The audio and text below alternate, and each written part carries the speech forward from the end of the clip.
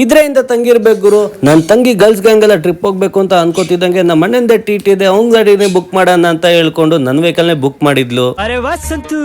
ಬಿರಿಯಾನಿ ತುತ್ತು ಬಾಯಿಗೆ ಬಿತ್ತು. ಸೊ ಪಿಕಪ್ ಲೊಕೇಶನ್ಗೆ ಹೋದ್ಮೇಲೆ ಗೊತ್ತಾಯ್ತು ಇದರಲ್ಲಿ ನಮ್ಮ ಮಾಮೂನ್ ಮಗ್ಳೂ ಬಂದಿದ್ದಾಳೆ ಅಂತ. ಬೆಳಿಗ್ಗೆನೆ ಲೈನಾ ಗಾಡಿಗೆ ಪೂಜೆ ಮಾಡಿ ಹೊರಡೋಣ, ಈಗಾಯಿ ಹೊಡಿತೀನಿ ಅಂತ ಕಾಯಿಸ್ಕೊಂಡ್ರು. ನೋಡಿದ್ರೆ ರೋಡಲ್ಲಿ ಹಿಂಗೆ ಪೂಜೆ ಮುಗಿಸ್ಕೊಂಡು ಗಾಡಿಲಿ ಎಲ್ಲ ಕೂರಿಸ್ಕೊಂಡು ಹೋಗ್ಬೇಕಾದ್ರೆ ಗೊತ್ತಾಯ್ತು ಜಾಮು. ನಾನಂತೂ ಈ ಜಾಮಲ್ಲಿ ತಗ್ಲಾಕೊಂಡಿಲ್ಲ ಅಂತ ಅನ್ಕಂಡೆ. ಹೋಯ್ತಿದ್ದಂಗೆ ನಾನು ತಗ್ಲಾಕೊಂಡ್ಬಿಟ್ಟೆ. ಈ ಜಾಮು ಗೀಮು ಎಲ್ಲ ನಮಗೆ ಕಾಮನ್ ಅನ್ಕೊಂಡು ಅದೇ ಜಾಮಲ್ಲಿ ಸ್ಲೋ ಆಗಿ ಮೂವ್ ಮಾಡ್ಕೊಂಡು ಹೋಗ್ತಿದ್ದಂಗೆ ಸೂರ್ಯ ನನಗೆ ಕಿಸ್ ಕೊಡ್ತಿದ್ದೆ ಅಂತ ಗಾಗಲ್ ಹಾಕೊಂಡಿದ್ದೆ.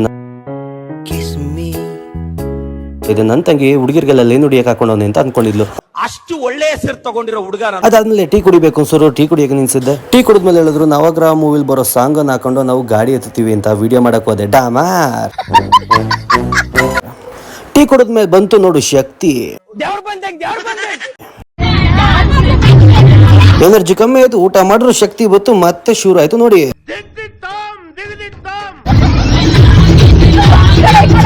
ನೋಡ್ತಿದ್ದಂಗೆ ಮಂಗ್ಳೂರು ರೀಚ್ ಆಗಿದ್ವಿ. ಕೋಲ ನಡೀತಿತ್ತು, ಕೋಲ ನೋಡ್ಕೊಂಡು ಮುರುಡೇಶ್ವರ ರೀಚ್ ಆಗಿದೆ, ಗೊತ್ತಾಗಿಲ್ಲ. ಹೋಗ್ತಿದ್ದಂಗೆ ನಾನು ಫ್ರೆಶ್ ಅಪ್ ಆಗಿ ಬೀಚ್ ಹತ್ರ ಹೋಗಿ ನೋಡೋಣ ಅಂದ್ರೆ ಶುರು ಆಯ್ತು ನೋಡ್ರಿ.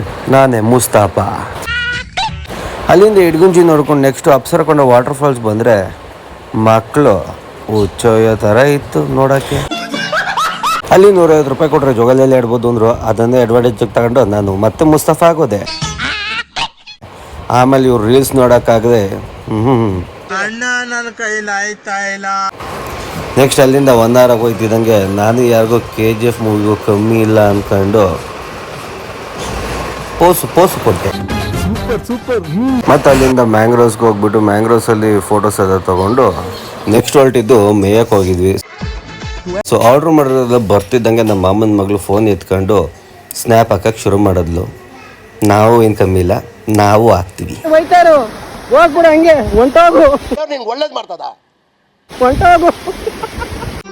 ಮತ್ತೆ ಭೇಟಿಯಾಗೋಣ. ನಮಸ್ಕಾರ.